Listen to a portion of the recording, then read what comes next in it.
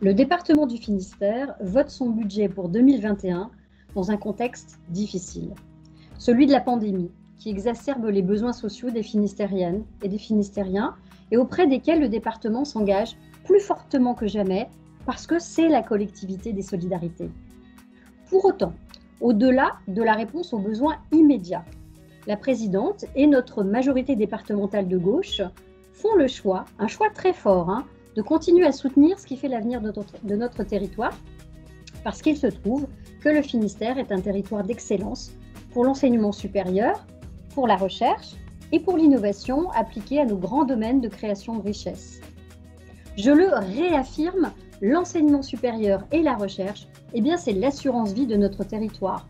Que ce soit pour l'avenir de nos jeunes, parce que des étudiants bien formés, ce sont des jeunes libres et bien insérés, ou pour la vitalité de la recherche qui nous place dans la géographie mondiale des territoires experts, des territoires innovants sur des enjeux majeurs de la transition.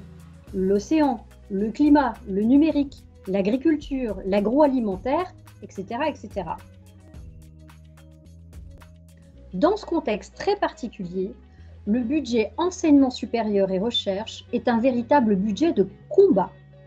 Jugez plutôt 10,5 millions d'euros pour faire face aux enjeux du contrat de plan État-région et du plan de relance en cours de discussion. Le Finistère, vous ne le savez peut-être pas, mais c'est l'un des derniers départements français à contribuer aussi fortement au volet enseignement supérieur recherche du CPER, à parité de la métropole de Brest et aux côtés de la région Bretagne. Si nous ne faisons pas cet effort, cet écosystème enseignement supérieur et recherche à la pointe de Bretagne est véritablement en danger. On le voit avec les premiers résultats des appels à projets du plan de relance. L'UBO, l'Université de Bretagne occidentale, a reçu, tenez-vous bien, 9 fois moins d'argent pour la rénovation énergétique de ses bâtiments que Rennes.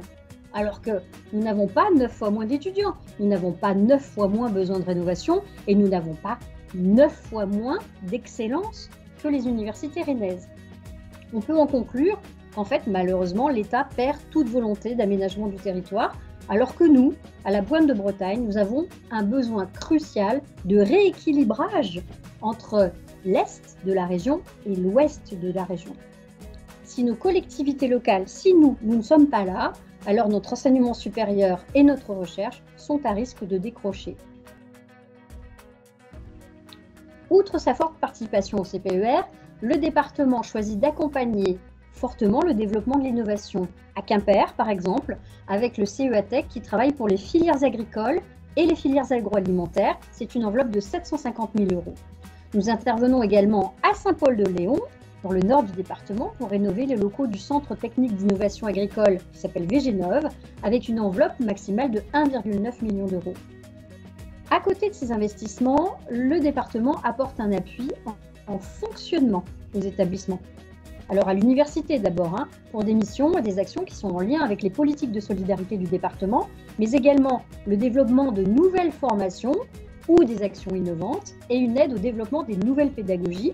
Je cite le distanciel, ça nécessite du matériel, ça nécessite de la formation, ça nécessite de nouvelles pédagogies. Pour toutes les équipes de recherche, et il y en a à Brest, mais il y a aussi à Roscoff, à Concarneau, à Quimper, à Morlaix, à Ploudaniel, à Sizun, il y a une aide au recrutement de post-doctorants et à l'acquisition de matériel scientifique. Nous soutenons régulièrement et dans le temps l'École supérieure européenne d'art de Bretagne et le programme de vulgarisation et d'animation scientifique d'Océanopolis. Enfin, nous participons aux travaux de la chaire Territoire et mutation de l'action publique de Sciences Po Rennes. J'aimerais ajouter un dernier mot pour la vie étudiante. Je souscris pleinement aux revendications des étudiants de revenir, bien sûr dans des conditions sanitaires aménagées, de revenir en cours dans les universités pour éviter une réelle souffrance sociale, une réelle souffrance psychique qu'ils subissent de plein fouet aujourd'hui. Nous avons lancé au sein du département des travaux pour un observatoire de la vie étudiante sur les thèmes si importants de la santé et du bien-être pour concevoir des interventions de solidarité plus adaptées aux besoins. Je vous le dis, l'État doit bouger plus fort et plus vite sur cette question de la souffrance des étudiants Parce qu'au local, ici, nous sommes déjà tous mobilisés. Et aussi parce qu'ici, en Finistère, on n'oppose pas l'excellence à la solidarité.